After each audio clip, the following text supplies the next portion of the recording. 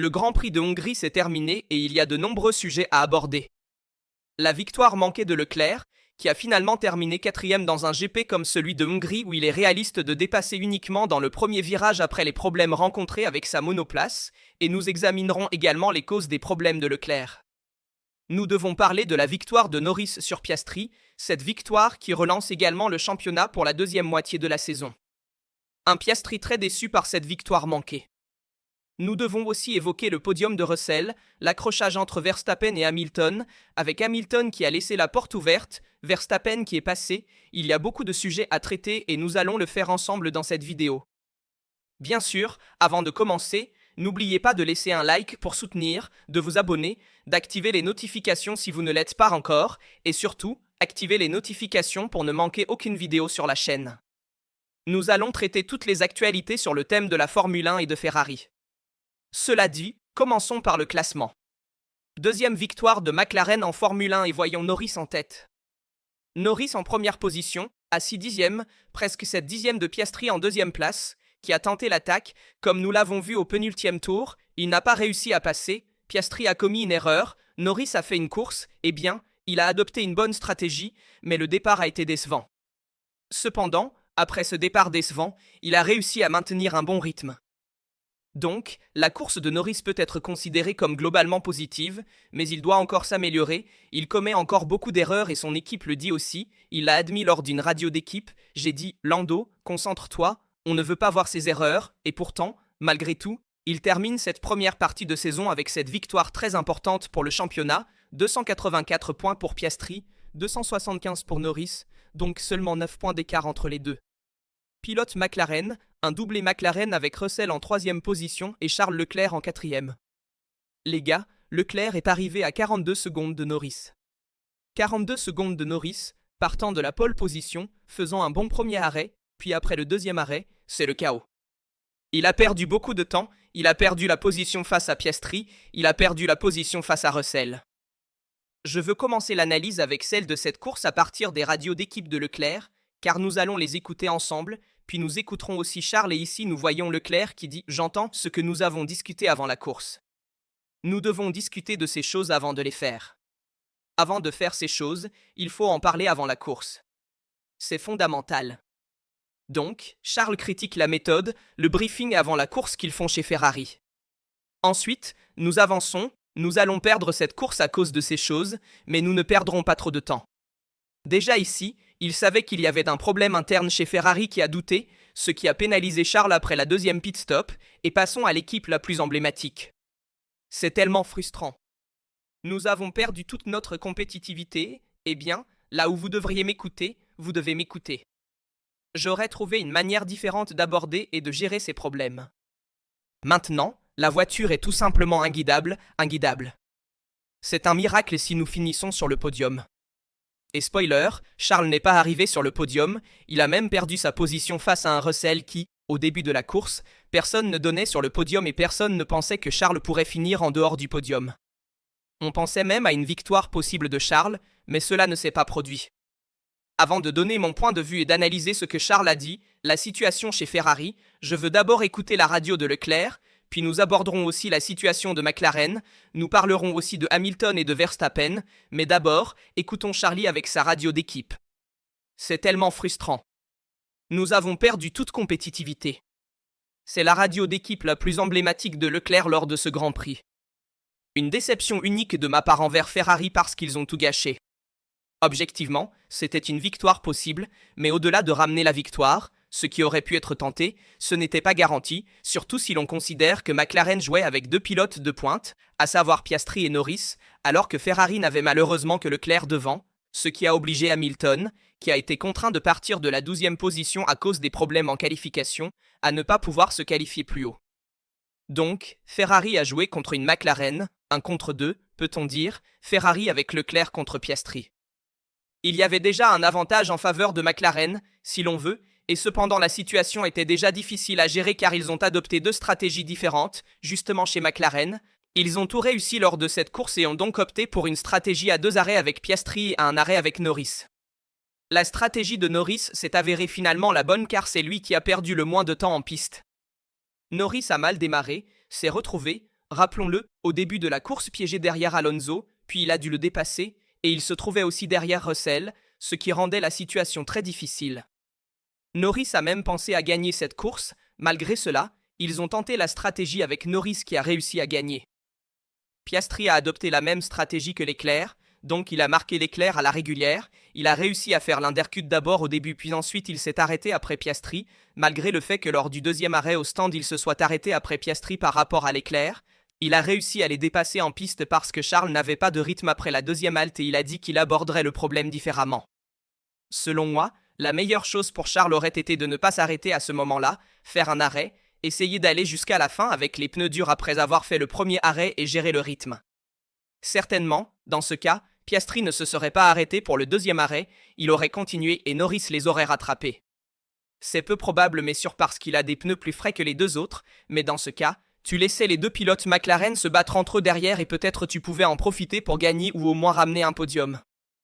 C'était l'objectif minimal de Leclerc.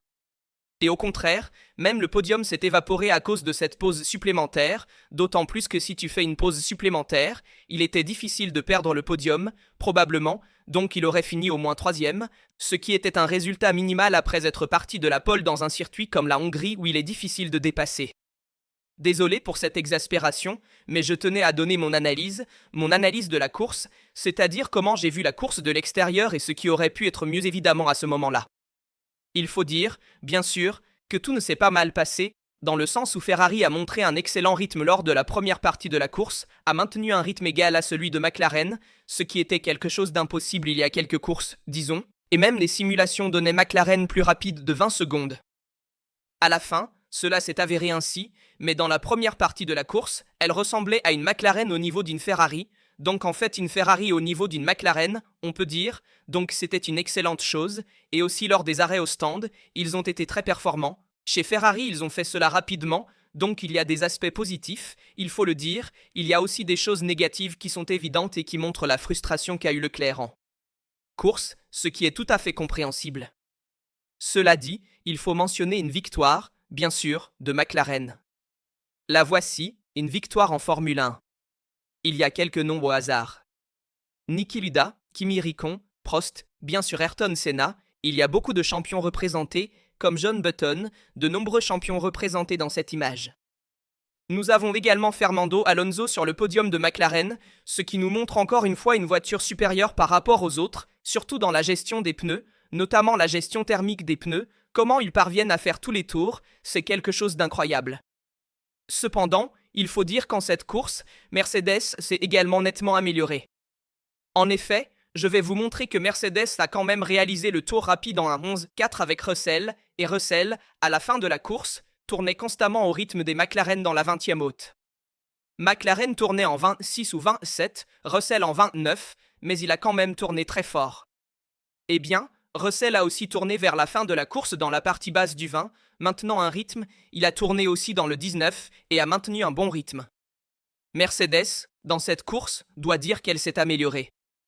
Arriver devant Ferrari montre à quel point le recul que Mercedes a pris en revenant à la suspension précédente a été, disons, promu pour Russell, surtout parce qu'il a réussi à monter sur le podium, donc beaucoup de choses pour eux.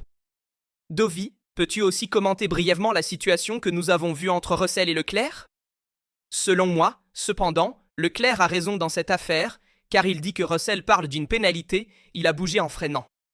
Il a effectué un double changement de trajectoire, mais les gars, si on ne les laisse pas courir, si on ne laisse pas un peu ces pilotes se battre sur la piste, nous aussi, on ne s'amuse pas à laisser-les courir, laissez-les se battre un peu, même avec la muscala, un peu, on veut voir un peu de combat, un peu de bagarre sur la piste, sinon on les garde toujours avec la bouche bâillonnée et on n'aime pas voir seulement des dépassements avec le DRS.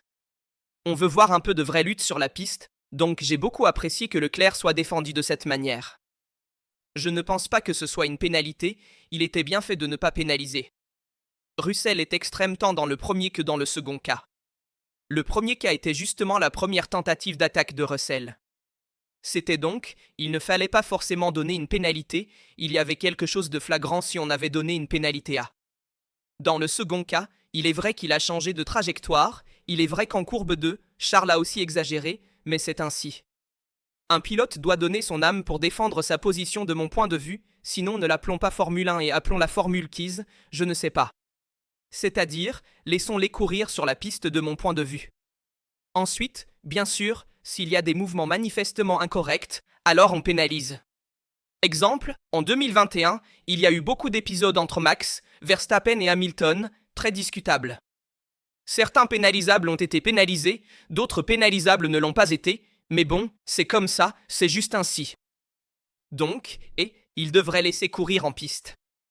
On dirait une Formule 1 un peu trop tendue, selon moi, de ce point de vue, c'est-à-dire qu'on essaie de pénaliser trop, laissons-les un peu plus courir et évitons de faire ces radios d'équipe où l'on demande toujours une pénalité pour l'adversaire, c'est-à-dire qu'il faudrait une FIA plus stricte à ce sujet qui n'écoute pas vraiment les pilotes, ainsi même les pilotes cessent de faire ces radios d'équipe qui sont aussi un peu gênantes. Je vais aussi vous montrer, vu les tribunes, le dépassement de Russell sur Leclerc. Regardons ensemble. Voyons ici, vu des tribunes, la partie du départ. Bien sûr, on ne voit pas le dépassement complet, mais après, R a dépassé Charles et cela semblait vraiment impossible au début de la course. Et pourtant, regardez ici l'écart au 62e tour. Charles a fini en 19,77 secondes là devant du duo McLaren, donc il était vraiment très en retard avec Russell qui avait réalisé le meilleur tour, puis il a dépassé Charles sur la piste. Je vais aussi vous montrer cela plus tôt. Je veux surtout vous montrer le dépassement de Verstappen sur Hamilton, et ensuite nous commenterons aussi la course de Hamilton parce que, les gars, il faut aussi un peu prendre position là-dessus. D'abord, je vais vous montrer un dépassement qui a été un peu discuté aussi dans ce cas, hein. On continue, voyons Verstappen qui se présente ici à l'intérieur. Il dépasse dans ce cas Hamilton à un endroit impossible, le virage 4. Hamilton se déporte et laisse passer Verstappen. Nous avons vu qu'il y a eu une enquête, ils ont aussi enquêté sur Verstappen.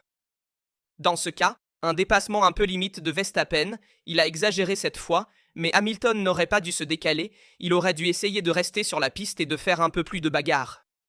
On a vu Hamilton un peu désabusé lors de cette course, en effet il est parti 12e et a terminé à la 12e place, une course, il faut le dire, décevante pour Hamilton et cela se relie aussi un peu à la discussion que nous avons eue sur Charles, dans le sens que si Leclerc était parti en pole position devant avec Hamilton en 3e ou 4e position, ce serait une autre course. Ferrari aurait pu jouer avec 2 points d'appui là devant, avec Leclerc et Hamilton.